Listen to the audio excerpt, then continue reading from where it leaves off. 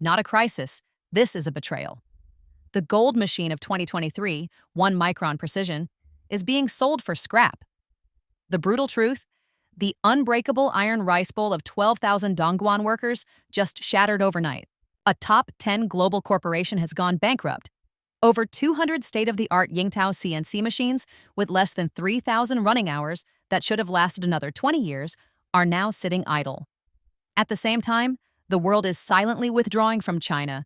IBM, Nokia, Samsung, and most recently, the software giant SAS. They leave without looking back, leaving behind thousands of unemployed workers, a monopolistic market, and a magic trick deceiving the entire world. Do you believe that 8 billion yuan, about 1.12 billion of foreign capital on paper, is essentially just domestic money circulating through Hong Kong? A peak political deception has turned shell companies worth 100 Hong Kong dollars into billion-dollar projects to hide this truth? What will happen when Starbucks is about to become a state-owned enterprise and Apple and Tesla disappear?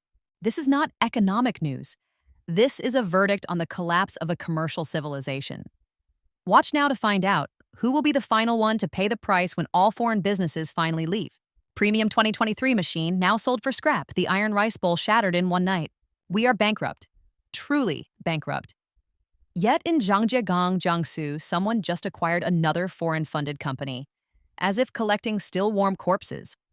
More than 200 Yingtao drilling and tapping centers, top-of-the-line machines, brand new, only 2,000 to 3,000 running hours, precision still snugly within 1 micron. Machines imported in 2023, still running the Mitsubishi M80 system, 21-position magnetic tool magazine, 24,000 RPM spindle. They are so good that professionals exclaimed, they should have lived another 2 decades. At the same time, in Dongguan, Tianhong quietly put up a sign for dissolution. Dongguan Tianhong Technology Coars, Ltd., a name that once shone brightly, has terminated all labor contracts.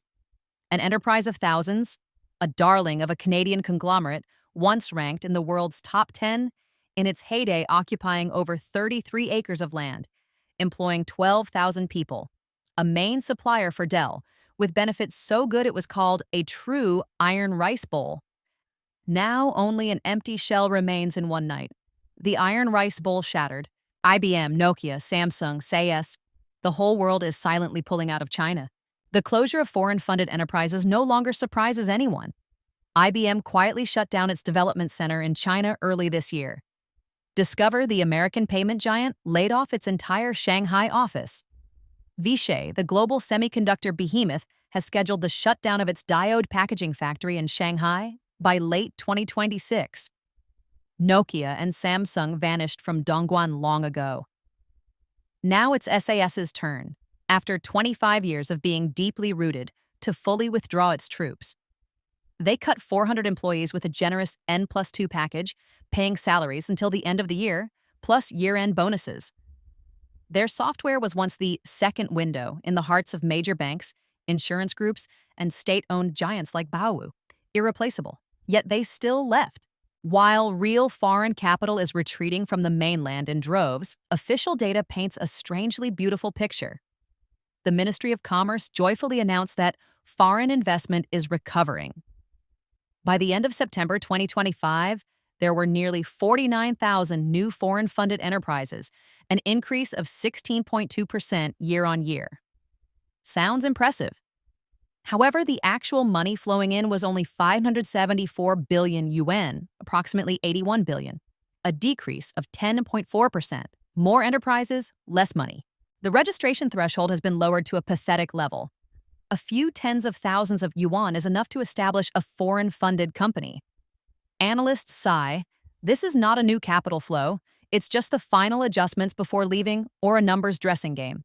In the first half of 2025, FDI into China was only $31.9 billion, while Chinese capital flowing out was $78.5 billion.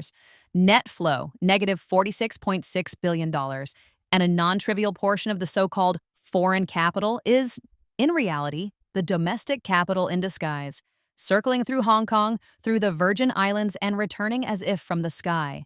Expert Wang estimates 70% of foreign capital entering China goes through Hong Kong, of which at least 40% is disguised Chinese capital.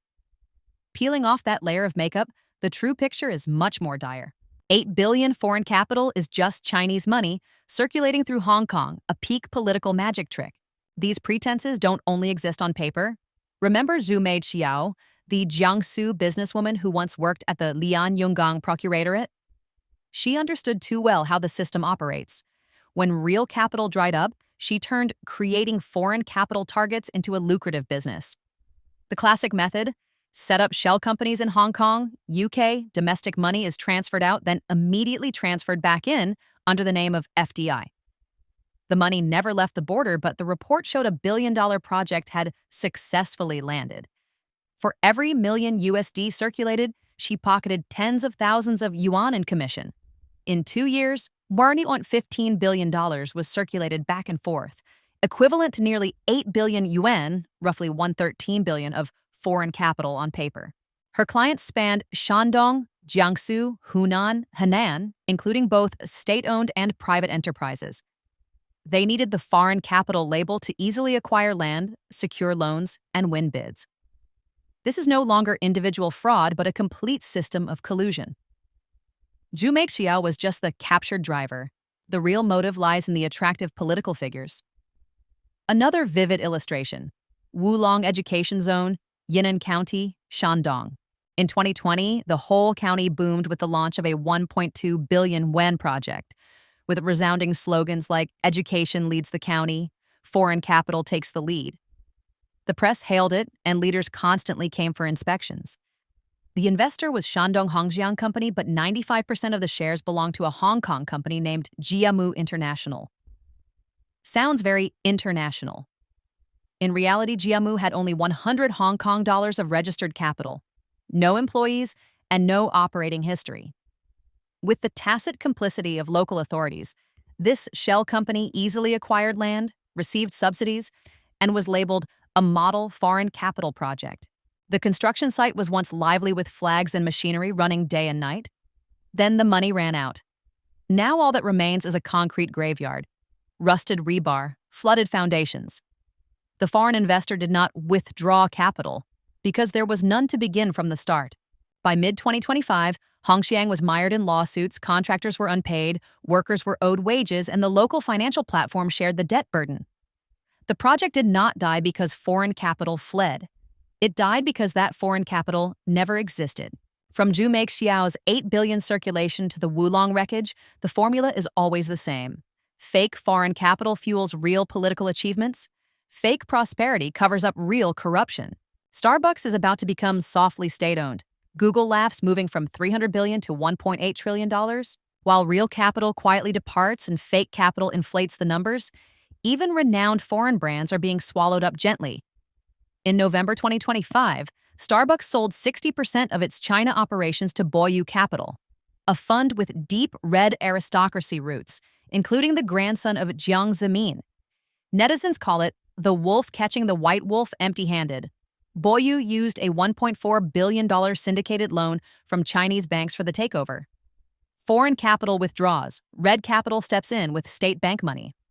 Starbucks gradually becomes a hybrid semi-state-owned entity, like Coca-Cola with COFCO, McDonald's with CITIC. People suddenly remembered Google in 2010. Facing censorship demands, Google chose to leave rather than become part of the Great Firewall. Many scoffed, abandoning a market of 1.4 billion people is suicide. The result? Google went from $300 billion to $1.8 trillion, dominating Android, AI, and cloud. Baidu is now just over $30 billion. Samsung has virtually disappeared from China, but still ships 225 million phones annually, remaining the global king. When the last truly foreign competitors leave, ordinary citizens will face the harsh reality: longer hours, lower basic wages, and rapidly rising prices for everything. Imagine the day Apple, Tesla, Toyota, and Coca-Cola completely disappear. Domestic phones, domestic cars, and domestic bottled water will not get cheaper. They will become prohibitively expensive because no one is left to force prices down. Foreign enterprises were once the price anchors, the catalysts for competition, and the industry standard setters. When they are all gone, the market will be left with only monopolies, hidden inflation, and consumers paying the price. Fake foreign capital continues to adorn the splendid political report cards daily. Real foreign capital quietly leaves without looking back. When power replaces market rules, when compliance is safer than innovation, when shell companies become decorations for officials' resumes, then China's commercial civilization has truly entered a long, cold winter, and there are no signs of spring returning. In the end, the collapse unfolding before us is not merely the downfall of a few corporations or the quiet departure of foreign giants. It is the final curtain being pulled back, exposing an economic illusion that has lingered for years. When real capital slips away in silence while hollow capital is painted as a lifeline, when dazzling numbers replace true value and scripted narratives obscure accountability, a nation does not simply lose investment. It loses market trust, economic momentum, and the competitive pressure that once kept its industries sober and honest. And so, the question now is no longer who will leave next, but who will be forced to stay behind and pay the price when the last stage backdrop collapses. In this unforgiving reckoning, the bill will never be sent to the corporations that quietly walked away. It will be placed squarely before the people who remain, those who have no choice but to bear the consequences. Thank you for watching Secret China. If thoughtful, no-agenda journalism matters to you, we'd love for you to subscribe, share your views down below, and be part of the conversation. Catch you next time. Stay aware and take care.